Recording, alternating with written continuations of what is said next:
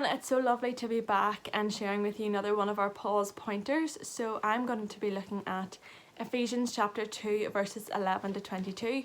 So we'll read through the whole passage so we get a general gist of what is going on. So reading from verse 11.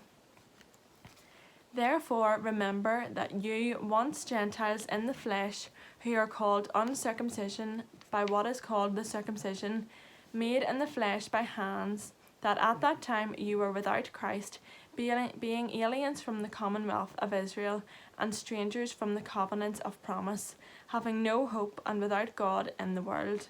But now in Christ Jesus, you who once were far off have been brought near by the blood of Christ. For he himself is our peace, who has made both one, and has broken down the middle wall of separation, having abolished in his flesh the enmity, that is, the law of commandments contained in ordinances, so as to create in himself one new man from the two, thus making peace, and that he might reconcile them both to God in one body through the cross, thereby putting to death the enmity. And he came and preached to you who were afar off, and to those who were near. For through him we both have access by one Spirit to the Father. Now, therefore, you are no longer strangers and foreigners, but fellow citizens with the saints and members of the household of God, having been built on the one foundation of the apostles and prophets, Jesus Christ himself being the chief cornerstone, in whom the whole building, being fitted together, grows into a holy temple in the Lord, in whom you also are being built together for a dwelling place of God in the Spirit.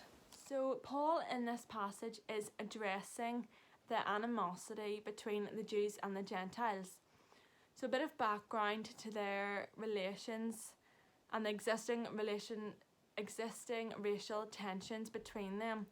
So God promises to make Abraham into a great nation, which was fulfilled in Israel.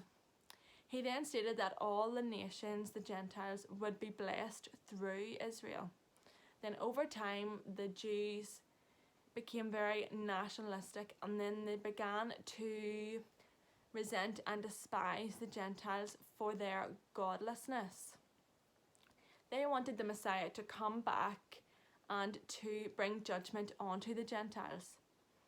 Whenever Paul actually wrote this passage, there was a sign in the courtyard of the Temple of Jerusalem saying that any Gentile who dared to enter would be put to death or would be threatened with death. So if a Gentile wanted to worship God, they had to convert to Judaism. The Jews really had made the Gentiles outsiders to the blessings of God. And so Paul states in verse 12 5 specific exclusions. So they were separate from Christ, they were excluded from citizenship in Israel, foreigners to the covenants of the promise, without hope and without God. However, then in verse 13, because of the blood of Christ, he is the hero. He is the one who steps in to save the day, to save the disaster, and he ends their separation from God, reconciling them to God, as he did with us as well, reconciling us to God, that we could then be united with him one day. So now the Gentiles have direct access to God, the same as we do. Because of the blood of Christ, we can now be reconciled with God, the same as the Gentiles. And that, I think, is something that is so breathtaking about the Bible, is that it is so relevant to now, and that it still applies to us, that we, because of Christ dying on the cross, we can be reconciled with him one day, which is so crazy to think that applied then, and it still applies now, that a book of 2,000 years old can still apply to us now. So we can be like the people, the Gentiles, and be reconciled with God if we let him in.